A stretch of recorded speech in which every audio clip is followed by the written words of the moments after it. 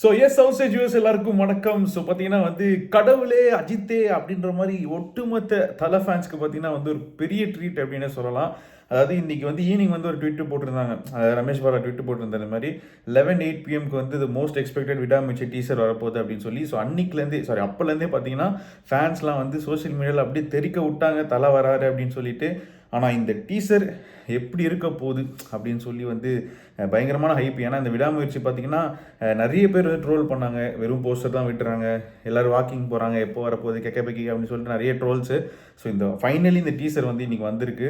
And இப்போ அந்த டீசரை பார்த்துட்டு அந்த வெறியோடு உங்ககிட்ட பேசிகிட்டு இருக்கேன். ஏன்னா நான் ஒரு பக்கா ஃபேன் பாய் அப்படின்னு சொல்லலாம்.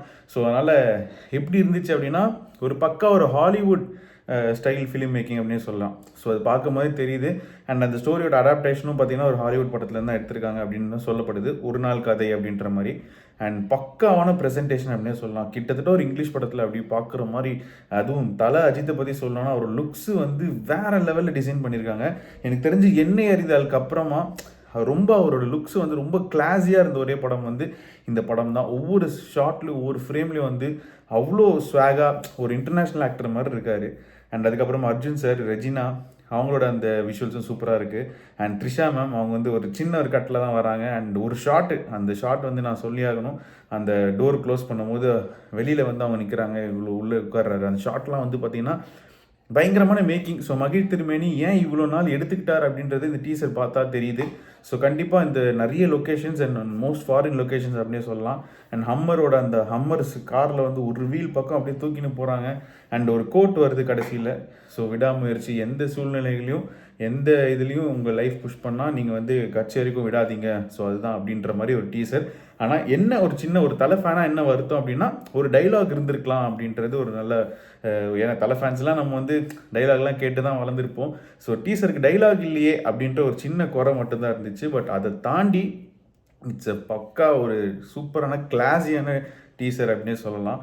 அண்ட் மோஸ்ட் இம்பார்ட்டன்ட் என்ன அப்படின்னா பொங்கல் 2025 அப்படின்னு சொல்லி கடைசியில் ஒரு அனௌன்ஸ்மெண்ட் பண்ணாங்க.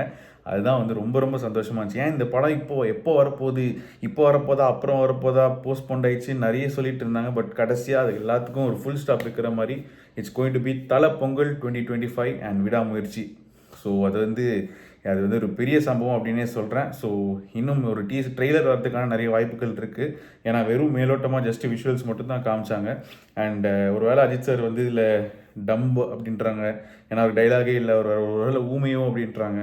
பட் ஆனால் கண்டிப்பாக அது கிடையாது. ஸோ கண்டிப்பாக தலை டைலாகோட ஒரு சூப்பரான ட்ரெய்லர் சீக்கிரம் வரும் அப்படின்ற ஒரு எதிர்பார்ப்போட எல்லா தலை ஃபேன்ஸ் சார்பாகவும் நானும் ரொம்ப ஹாப்பி. அண்ட் தலை ஃபேன்ஸும் ரொம்ப ஹாப்பி. ஸோ உங்களுக்கு டீசர் எப்படி பிடிச்சிருந்தா இல்லையா அப்படின்றத கீழே கமெண்ட் பண்ணுங்கள். So thank you. அண்ட் ட்ரெய்லர் ரிவ்யூவில் உங்களை சந்திக்கிறேன். So it's going to be தலை பொங்கல் 2025. பாய்.